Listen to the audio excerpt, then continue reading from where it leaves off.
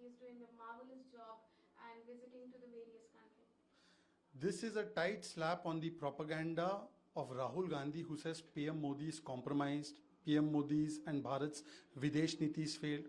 From world over giving the highest civilian honor to Prime Minister Modi, to him winning elections, to now even India alliance partners, they are appreciating Modi ji's hard work, the efforts he is doing to safeguard India's interests, and no less than a senior leader like Sharad Pawar. It is actually a message to Rahul. But Rahul Gandhi hates Modi so much that he hates Bharat in the process. He justifies the disruption of AI summit by removing shirt. He says Indian economy is dead. He says Indian democracy is dead. He questions valor of armed forces, says Operation Sindoor is failure. So today Sharad Pawar has shown him a mirror. Nobody takes Rahul Gandhi seriously, not the voters and not even the alliance partner. Sir, one of the Hindi. Sir Sharad Pawar ji ने मोदी जी की तारीफ की है, कहा है कि उनकी विदेश नीति जो है वो कमाल की है.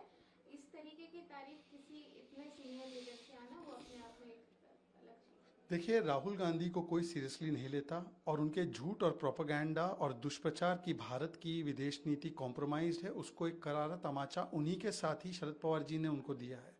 क्योंकि शरद पवार जी बोल रहे हैं कि राष्ट्रीय एकता में हमको सब साथ में होना चाहिए.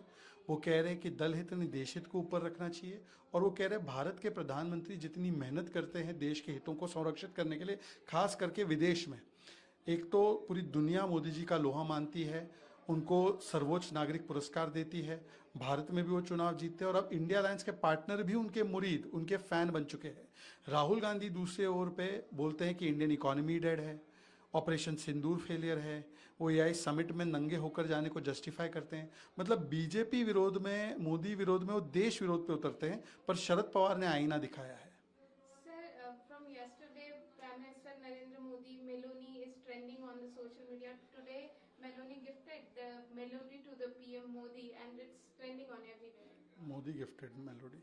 Modi gifted melody, yeah, it's trending everywhere. See, in diplomacy, not everything is about hardcore agendas. Sometimes these quote unquote sweet gestures go a long way in showing the personal bond, chemistry between the two leaders and between the two nations.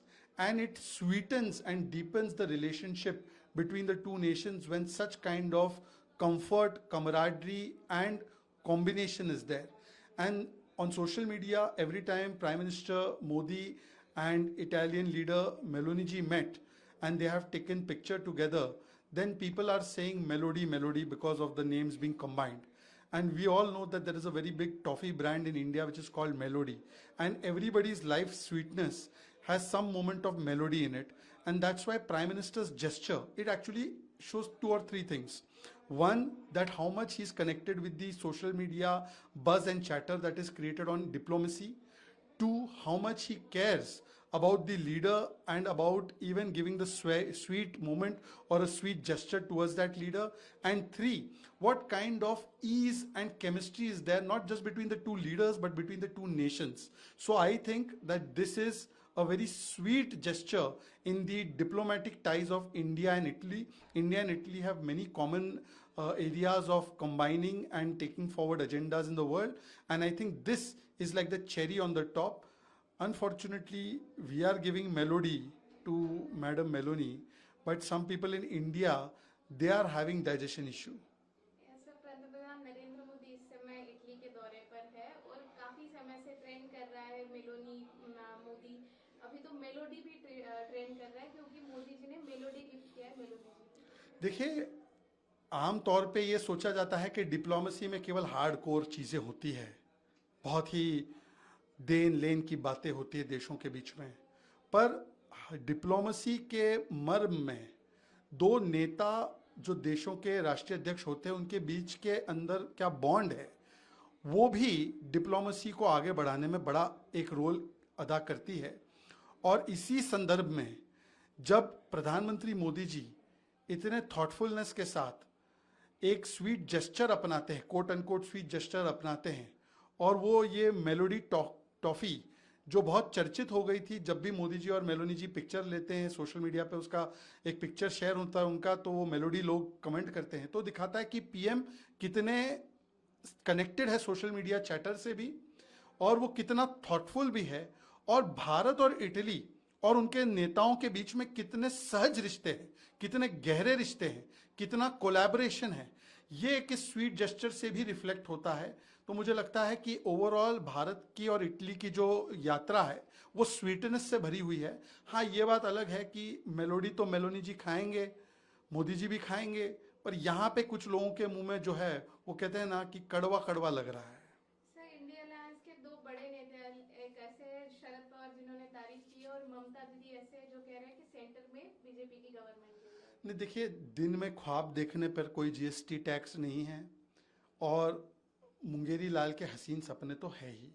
अब मुंगेरी लाल तो नहीं है यहाँ पे, इस case में ममता बनर्जी है, उनके हसीन सपने जो अपनी सीट नहीं जीत पाई, जिनकी पार्टी का कैंडिडेट 2 दिन चुनाव से पहले भाग जाता है फाल्टा से फुल टू रन कर देता है, वो अगर ख्वाब देखना चाहती है, देखिए जनता डिसाइड करती है। यहाँ पे कोई हट धर्मिता नहीं चलती, यहाँ पे कोई भाईपो नहीं तय करेगा, अभिषेक बैनर्जी नहीं तय करेंगे, राहुल गांधी नहीं तय करेंगे, जनता तय करेगी। ममता बनर्जी को जनता पे विश्वास रखना चाहिए। सीपीएम ने कहा है विजय को कि हम आपका सपोर्ट निकालेंगे अगर आपने एआईएडीएमके के साथ इक्विटी करें। See, Joseph Vijay and left and Congress, their alliance is alliance of convenience, not conviction. It is not for mission vision. It is for combination, corruption, commission, position.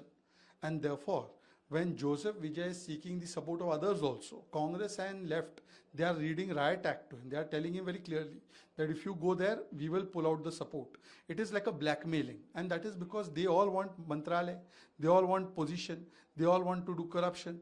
So now Joseph will understand that by taking Congress and left, what kind of alliance he has formed, and now he will understand how blackmailing is done by these elements. Sir, Jahangir Khan back out just before repoll. It's really very interesting thing in West Bengal. What's your opinion? देखिए, खेला शेष, जो है पुष्पा झुकेगा नहीं, वो खेला शेष हो गया। So Pushpa aka mister Jahangir aka mister भाईपो Abhishek Banerjee's prodigy has run away. He is a bhagoda, and this shows the mood of the people, not just in Falta but in entire Bengal, and that is why the BJP has won. And BJP's victory can be attributed that people are very angry with TMC, and sensing this, Mr. Jahangir Khan has run away from the battlefield.